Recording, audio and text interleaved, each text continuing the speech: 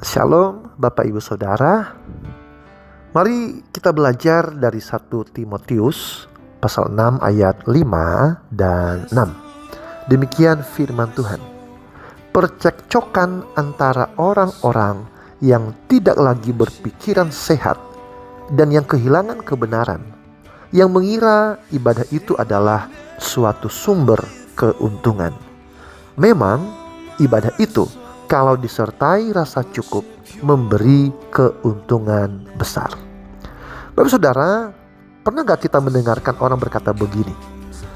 Jika saya rajin beribadah, Tuhan pasti akan memberkati saya berlimpah-limpah. Bahkan sampai-sampai saya rela tinggal di gereja demi menerima lebih banyak berkat. Bapak Saudara, pemahaman yang seperti ini seolah kesalehan yang sebenarnya transaksi yang berharap menjamin balasan materi. Dan ini adalah kekeliruan besar. Seakan-akan dengan rajin berdoa, membaca Alkitab, atau melayani, kita bisa memaksa Tuhan mencurahkan berkatnya secara otomatis. Bapak Saudara, Tuhan tidak berkenan pada mentalitas yang seperti ini. Dan ini sebenarnya bukan hal baru.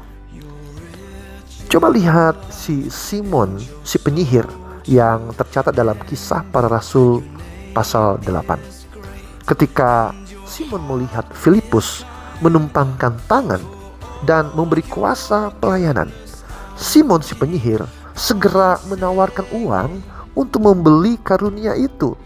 Bagi si Simon, kuasa rohani hanyalah alat untuk keuntungan pribadi, baik harta maupun pengaruh.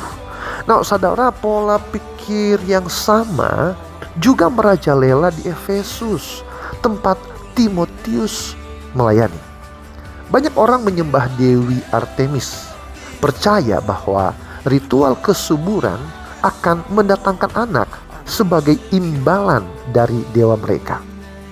Ibadah mereka bukanlah penyembahan yang tulus, melainkan transaksional, perdagangan dengan para dewa.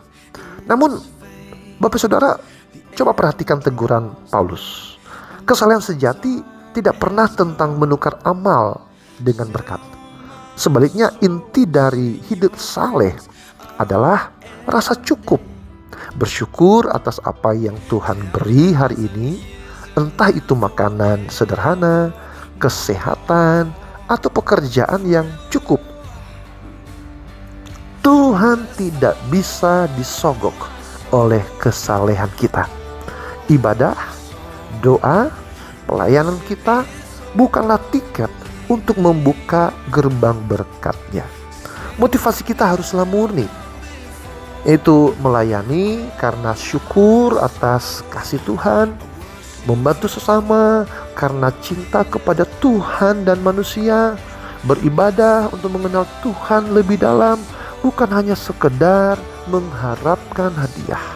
Saudara, orang yang benar-benar saleh akan berkata begini, Tuhan, aku percaya pemeliharaanmu cukup bagiku.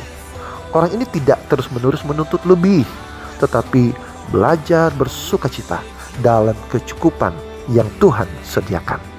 Lalu saudara, mari kita melakukan refleksi. Apakah ibadah ini selama ini dilandasi kerinduan akan Tuhan, atau justru hanya keinginan untuk mendapat keuntungan?